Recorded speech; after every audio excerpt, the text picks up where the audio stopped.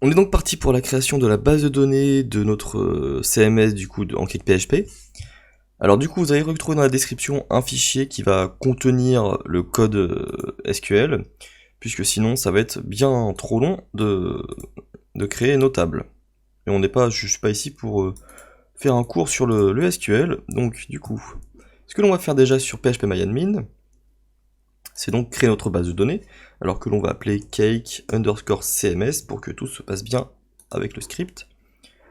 Dans le SQL ici, on va copier du coup toutes les créations de tables. Hop, déjà comme ceci.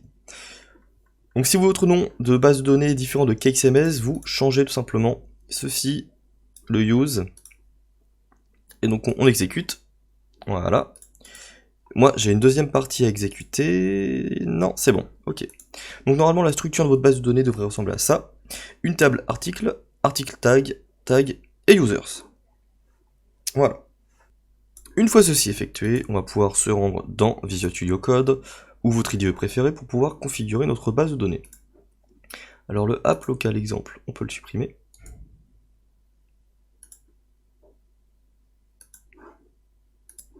Et on se rend donc dans applocal.php. Là on remarque qu'il y a app.php et applocal. App.php c'est en fait de template. Ça va être en fait le fichier de configuration complet de CakePHP. Et le app local du coup va servir à ce que l'on écrive nos propres configurations avec du coup de l'override, c'est-à-dire qu'on va écrire par-dessus le app.php qui existe. Donc du coup, il faut modifier le applocal.php dans notre cas. Pour la base de données, du coup, c'est dans Data Sources. On a du coup host, ici sera l'adresse IP de votre base de données. Comme je suis sur Xampp, ce sera localhost. Username, pour ma part, c'est root. Le mot de passe, il n'y en a pas. Et database, c'est cake underscore CMS. Si l'on retourne du coup sur notre kit PHP, on actualise, voilà. On a bien notre base de données qui est connectée à notre application. Alors la première chose que l'on va faire, c'est faire le lien entre notre table article et le framework CakePHP. Pour ce faire, il va falloir du coup créer notre modèle. Modèle qui fait le lien avec la base de données. On se rend dans le dossier src, puis modèle, puis table. On va créer un nouveau fichier que l'on va appeler articles table.php. Ici on a une convention de nommage qu'il faut donc que ce fichier PHP s'appelle le nom de la table suivi de table, suivi du suffixe table. Donc articles table, puisque notre table s'appelle article. On ouvre la balise PHP. Il faut définir tout le temps un namespace, et pas n'importe lequel.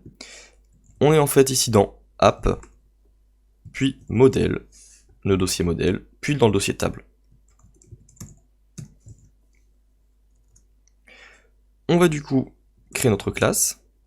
On est sur une architecture MVC, on est sur de la programmation orientée objet. Ici, voilà. J'appuie sur Entrée pour l'importer automatiquement.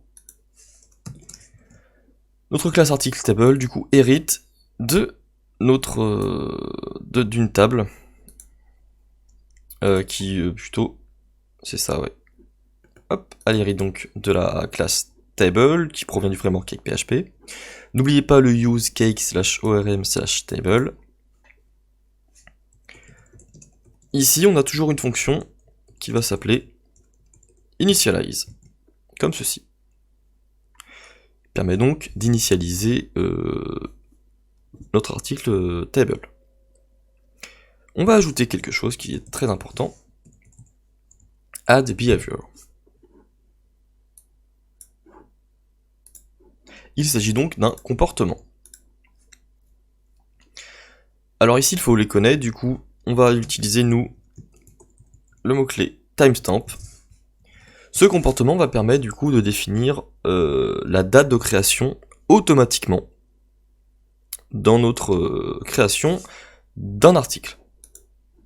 C'est-à-dire que, voilà, lors de la création d'un article, la date va directement se mettre dans MySQL, et lors de la modification, elle va aussi se mettre automatiquement donc dans MySQL.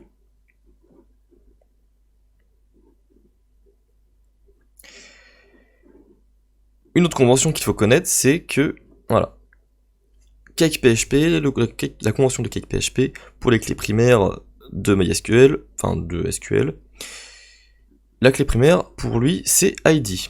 Voilà. Donc ici, on est bon, on a bien notre ID. Si jamais il s'appellerait par exemple article ID, il faudrait du coup aller sur Visual Studio Code, utiliser this, set primary key, et ici on aurait marqué article ID, par exemple. Voilà. Il faut donc ensuite créer notre entité. Ici c'est notre table, donc pour tous les éléments articles. Et ici, notre entité, ça va tout simplement être un article, article.php. Grâce à cette entité, on va pouvoir créer des objets de type article et les utiliser pour les insérer dans notre base de données, très facilement. Alors pareil, app model slash, ici on est dans le dossier entity, dans notre namespace. On va créer la classe article qui hérite de entity cette fois-ci. Hop, voilà. On n'oublie pas le use cake ORM entity. Et ici, on va utiliser un mot-clé, le mot-clé protected, et la variable magique de CakePHP accessible.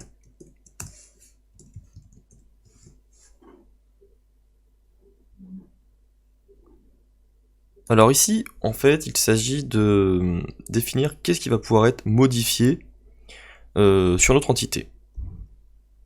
Donc on peut dire tout avec l'autre étoile, et ensuite,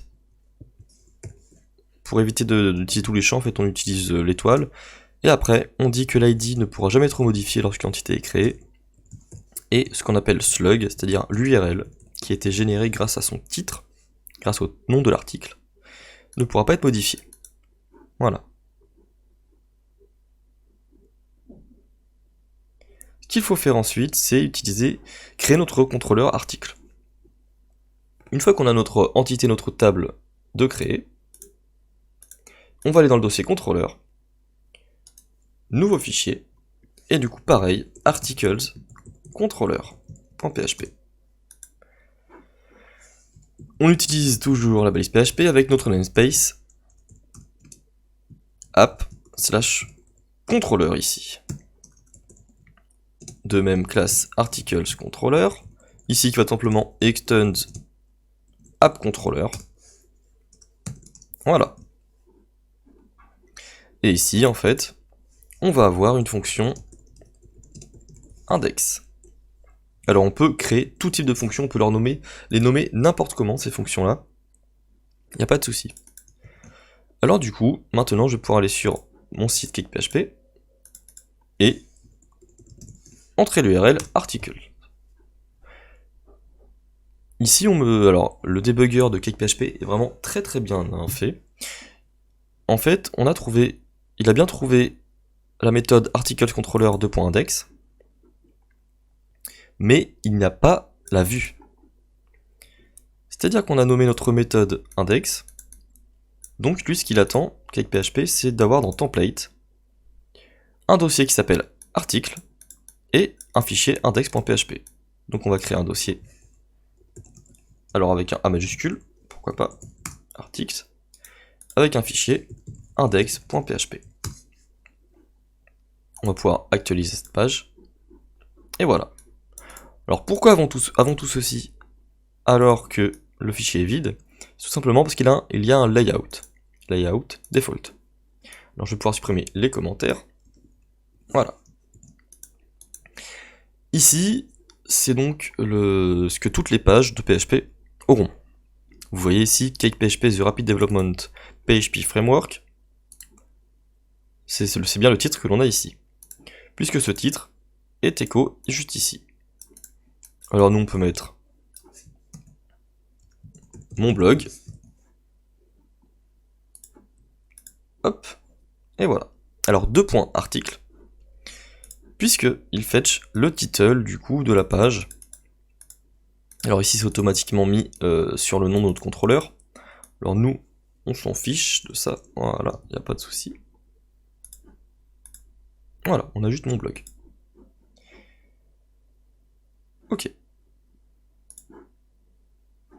Donc à partir de là, on a créé notre contrôleur avec notre première méthode. Alors on pourrait très bien l'appeler test, et dans ce cas-là, plus rien n'a fonctionné. Voilà. Puis en fait, la méthode index, c'est la méthode par défaut pour du coup créer un template. Si on appelle les méthodes test, il faudra ensuite aller dans le fichier de configuration des routes. Alors les routes, on verra ça plus tard. Je remets index, et toute la liaison est bien effectuée. Alors dans la prochaine vidéo, on va voir comment du coup générer du HTML grâce à le contenu de notre base de données et à notre contrôleur en PHP.